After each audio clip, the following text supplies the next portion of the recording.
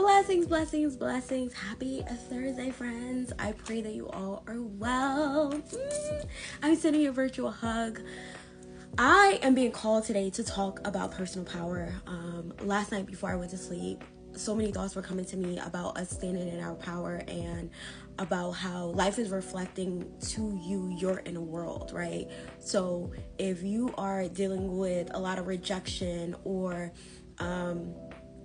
feeling like you're at the mercy of circumstances or people, then that is an invitation for you to go within and figure out where you're giving away your personal power, right? I wrote some notes because last night they were just coming in.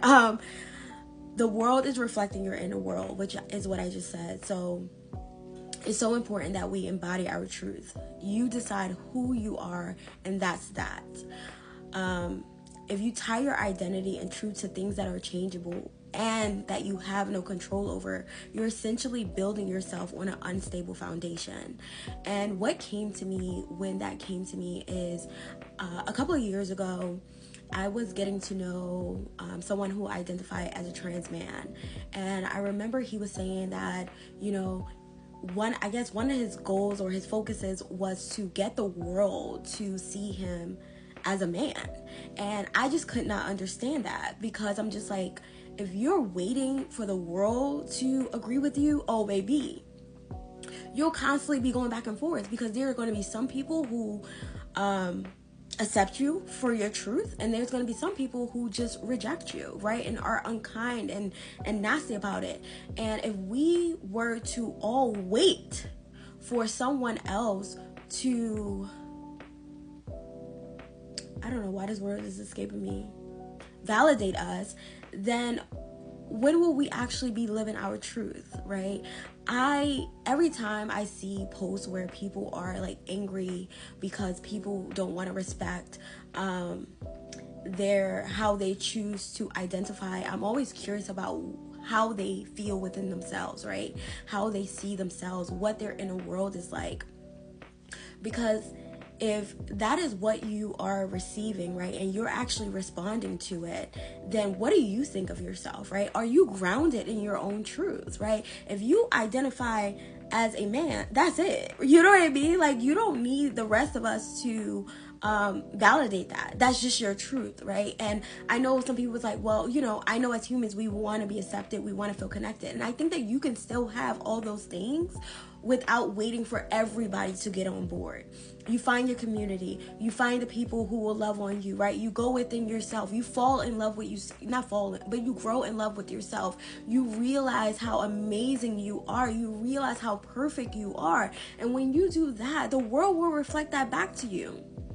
And yes, I know it's easier said than done, but it is time for us to stop waiting for people outside of us to validate our truth. That is just not going to work. If you are waiting for people to say, yes, you are that, baby, what happens when they take it back? What happens when they turn on you in sorts, right? And even that's probably not the best way to say it, but I remember I was in my 20s. I had two very close friends that I loved down.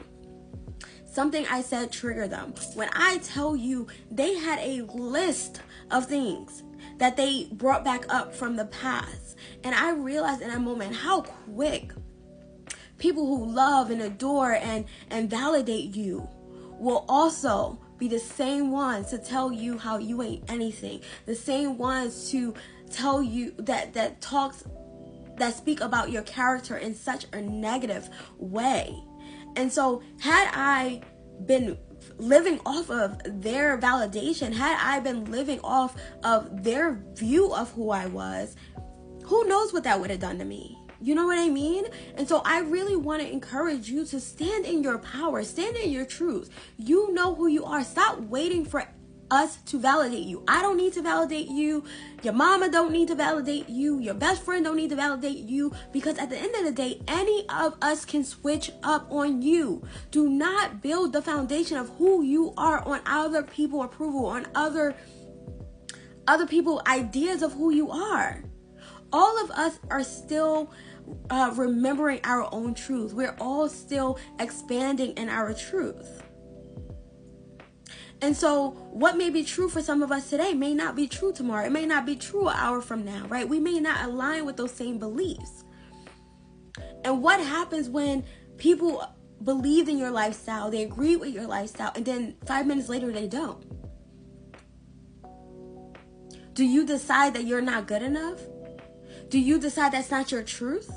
Your truth doesn't change just because other people don't like it. I just want to encourage you all, wherever you are journeying with, whoever you say you are, to stand in it. Be it. You do not need approval from the rest of us. You do not need an okay from a policy. You do not need an okay from some government official. You are who you say you are, and that is it. Embody the energy. Be the energy. You already are. You just have to be willing to stand in that. Yes, some people will reject you. This is life. Everybody is not going to align with your truth, and that is okay. But there's going to be so many people who do. And the minute that you decide, the season that you decide to honor yourself, the season that you decide that you're going to be who you are, the season that you decide to be unapologetically authentic and shameless, is a season where you see the world reflect that back to you. When you are being rejected in your truth, there is work within you that needs to be done, because you are also rejecting some aspect of you. You know, years ago when I was dating, I used to always notice I was attracting and keeping, people who just were not emotionally available. They were not emotionally available, right? Or they had an issue with sensitivity. But then I realized I was rejecting that aspect of me. I wasn't honoring that aspect of me. And so when I made that shift, my world also started making that shift. I started meeting people more open, more vulnerable. People where I felt absolutely emotionally secure in ways I didn't even know was possible. It just felt so good. But you know why? That's because that's what I was vibrating. That's where I had gotten to. So sometimes the world is just mirroring to you the work that you've done within yourself, the journey you've taken back home to your truth. You do not need permission from the outside world to be in your power, to be in your truth. Every time you reject yourself, every time you choose not to align with your authenticity, you are giving away your power. When you are showing up as if you are at the mercy of the world, at the mercy of some policy, at the mercy of some government official, at the mercy of some job, you are giving away your power. You are the creator of your reality. The world is only reflecting back to you what is in you. They are all signposts. They are all guides to let you know whether or not you're in alignment with your truth or where you can do some more loving. Last night, the message was clear. Stop giving away your power. Stop giving away your power. Pay attention to all the ways in which you are giving away your power. Pay attention to all the times that you are blaming something outside of you for how you feel or your circumstances. Stop giving away your power. Be patient. Be kind with yourself. Journey with ease. Know that you are exactly where you are meant to be. You have the life you have. You have the personality you have because you can handle it. I think I am so quirky. My actions, my work, the way I live can be so all over the place. But you know what I realize is exactly who I am, and I love it. I love that I am so full of life, that I'm not constrained by who I say I am in a moment, that I get to be everything and yet nothing at all, that I get to embody whatever energy feels aligned in the moment, and I'm not tied to one aspect of myself, and neither are you.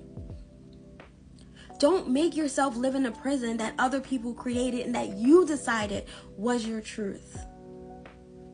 Stop giving away your power.